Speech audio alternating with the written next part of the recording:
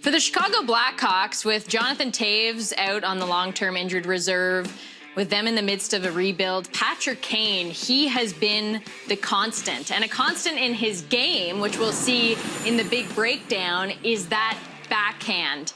And it's a play and a skill that actually was born out of necessity.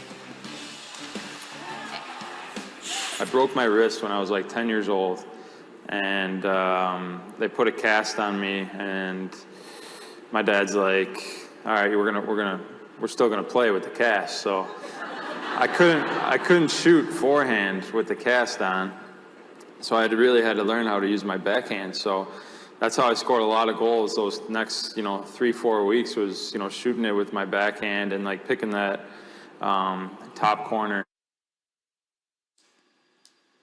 On behalf of all of us, then, thank you to Patrick Kane's dad. So we know how he came to use the backhand, but Jennifer, why is his backhand so good?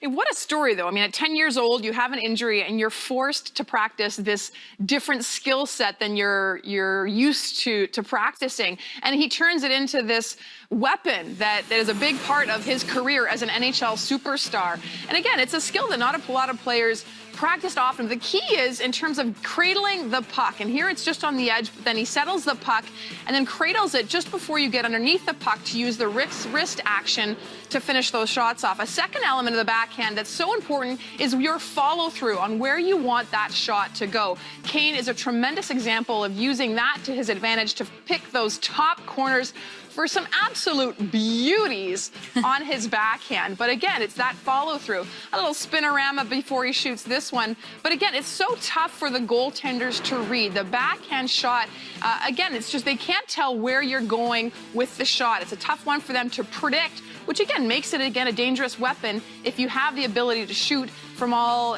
different angles, as Kane does. Also, another great attribute of the backhand, with a subtle wrist movement, you have the capacity to also make a pass if you see the opening. And again, the thing that's probably the most impressive about Kane is the speed with which he executes these skills. And so for him, yes, he's put in the time. He has an amazing skill set, and he's known as one of the best in the game in terms of handling the puck.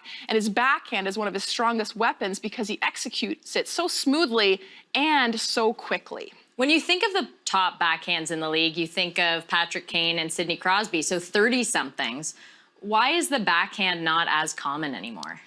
It doesn't seem to get as much love in terms of training time. And as a player, I spent a lot of time trying to develop it and used it as a strong tool. But as a player, it's just sometimes not emphasized often enough with coaches or with skill sessions. But as we've seen with Kane and Crosby, two of the biggest names and most successful players in the league, they're an example that perhaps more time should be spent on developing this skill. Next generation, it's on you. Please bring it back. Yes.